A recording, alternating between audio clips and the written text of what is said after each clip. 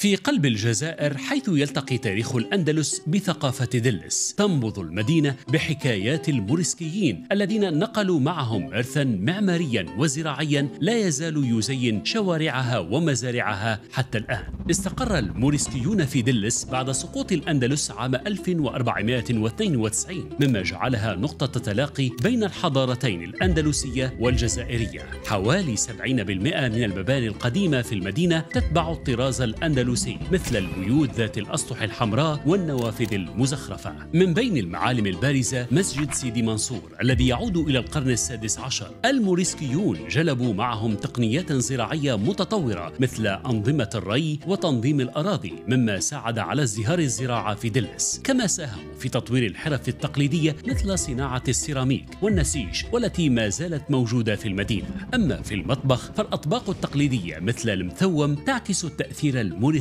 الذي ما زال حاضرا في الحياة اليومية. دلس ليست مجرد مدينة تاريخية، بل هي شاهد على التأثير الموريسكي في الجزائر.